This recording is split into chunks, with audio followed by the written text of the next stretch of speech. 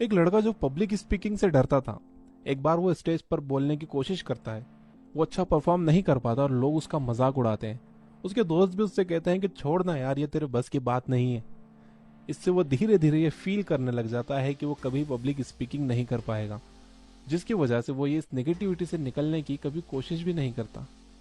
एक स्टूडेंट जो किसी सब्जेक्ट में कमजोर है, उसके टीचर और उसके पेरेंट्स बार बार उससे बोलते हैं कि तू इस सब्जेक्ट में कमजोर है। दूसरों से यह बात बार बार सुनने और यही सोचने से उसकी एक एक्सप्लेनेटरी स्टाइल बन जाती है कि वो उस सब्जेक्ट में हमेशा कमजोर ही रहेगा, जिसकी वजह से वो कभी उस सब्जेक्ट पर मेहनत भी नहीं करता। वो सोचता है कि मैं तो इसमें कमजोर ही हूँ, मेहनत करके क्या फायदा।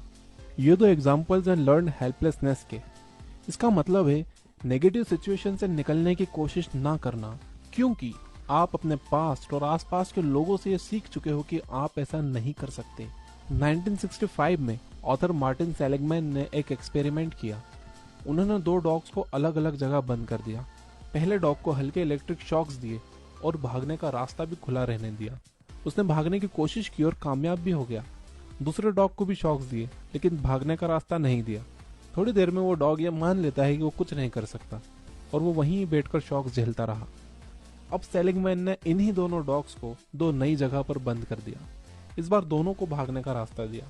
पहला डॉग जो शॉक्स से बच निकलने का रास्ता सीख गया था, वो 1 सेकंड में भाग गया, जबकि दूसरा डॉग वहीं बैठकर शॉक्स झेलता रहा, जबकि वो इस नई जगह से बहुत आसानी से भाग सकता था। अगर हम उस लड़के और उस स्टूडेंट को देखें तो पता चलता है कि मोस्टली इंसान भी इस हेल्पलेस डॉग की तरह ही बिहेव करते हैं। इसका अपोजिट है लर्न ऑप्टिमिज्म।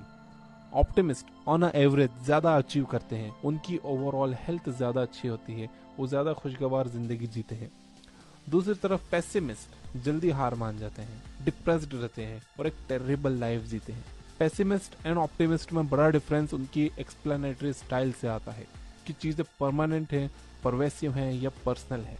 आप एक लड़की से मिलते हो, वो आपकी अच्छी खासी इंसल्ट कर देती है, तो अगर आप एक पेसिमिस्ट हो तो आप सोचोगे कि ये परमानेंट है, मुझे तो जिंदगी में कभी कोई लड़की पसंद ही नहीं करेगी। अगर आप एक ऑप्टिमिस्ट हो तो आप सोचोगे कि ये परमानेंट नहीं है, ऐसी भी कई लड़कियां होंगी जो मुझे पसंद करेंगी। अगर आप एक पेसिमिस्ट हो तो सोचोगे कि परवेसिव है, मैं एक इंटरेस्टिंग इंसान नहीं हूँ। अगर आप एक ऑप्टिमिस्ट हो तो आप सोचोगे कि परवेसिव नहीं है, ये सिचुएशन थोड़ी अलग थी, इसका मतलब ये नहीं कि मैं बोरिंग इंसान हूँ। अगर आप एक पेसिमिस्ट हो तो आप सोचोगे कि ये पर्सनल है, मैं तो बदसूरत हूँ, लड़कियां मेरी इसी तरह इंसल्ट करेंगी। अगर आप एक ऑप्टिमिस्ट हो तो आप सोचोगे कि ये पर्सनल नहीं है, शायद उस लड़की का मूड आज खराब है। ऑप्टिमिज्म एक ऐसी चीज है जो सीखी जा सकती है। तो अब आपको क्या करना है? आपको हमेशा पॉजिटिव लोगों के साथ रहना है। इंग्लिश की एक कहावत है कि show me your friends and I will show you your future. मतलब तुम मुझे तुम्हारे दोस्त बताओ, मैं तुम्हें तुम्हारा फ्यूचर बता दूंगा। अगर आपके फ्रेंड्स हमेशा रोते रहते हैं तो चांसेस हैं कि आप भी कभी स्माइल नहीं करोगे। आप जिन लोगों के साथ रहते हो, आप उनके जैसा ही सोचना शुरू कर देते हो। नेगेटिविटी को अवॉइड करने का आपका मिशन बना लो। कहते हैं कि अगर आप बाजों के साथ उड़ना चाहते हो तो आपको बतखों के साथ रहना बंद करना पड़ेगा। सोचिए आप कितना ऑप्टिमिस्टिक होते अगर आप दुनिया के कामयाब लोगों के साथ रह सकते, like Elon Musk, Bill Gates, Warren Buffett, Steve jobs. ये इम्पॉसिबल लगता है ना, बट ये पॉसिबल है। ये पॉसिबल है उनकी बुक्स पढ़कर, उनके बारे में पढ़कर, उनके थॉट्स सुनकर।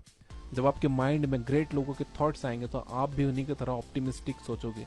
आपके माइंड में नेगेटिव थॉट्स आएंगे ही नहीं तो आप कभी पेसिमिस्टिक बन ही नहीं पाओगे। अगर आपको बुक्स पढ़ना पसंद नहीं है तो आप यूट्यूब पर अच्छे चैनल सब्सक्राइब कर सकते हो, जिससे जब भी आप यूट्यूब ओपन करोगे आपके सामने कोई अच्छी वीडियो होगी। सो हमने देखा कि ऑप्टिमिज्म बहुत हेल्पफुल है, बट ऑप्टिमिज्म का मतलब ये नहीं है कि आप प्रॉब्लम को कम्प्लीटली इग्नोर कर दो। फॉर एग्जाम्पल, इमेजिन आप एक यूजलेस बिजनेस आइडिया पर काम कर रहे हो, बिजनेस में कोई प्रोग्रेस नहीं हो रही है, और अगर आप एक ना समझ ऑप्टिमिस्टिक हो तो आप कहते हो कि ये परमानेंट नहीं है। आप पैसा, रिसोर्सेज और टाइम उस बेकार आइडिया में लगाते ही जाते हो। 1 साल तक कोई प्रोग्रेस नहीं होती और आप कहते हो ये तो प्रोजेक्ट का हिस्सा है, अभी स्लो है, बट ये बहुत अच्छा आइडिया, बहुत अच्छा है। आप लोगों का सपोर्ट चाहते हो, लेकिन कोई आपके इस वाहियात आइडिया के साथ आना ही नहीं चाहता और आप कहते हो उनका मूड शायद आज खराब होगा। मुझे नहीं पता मैं ऐसे इंसान को क्या कहूंगा, एक ऑप्टिमिस्टिक या सिर्फ एक बेवकूफ। ऑप्टिमिज्म तब बहुत पेनफुल हो सकता है जब वो बैलेंस्ड ना हो, क्योंकि आखिर में शायद आप वो रिस्पॉन्सिबिलिटीज ना लो जो आपको लेनी चाहिए थी। सो मैं रिकमेंड करूंगा कि आप ऑप्टिमिस्टिक बनो, बट साथ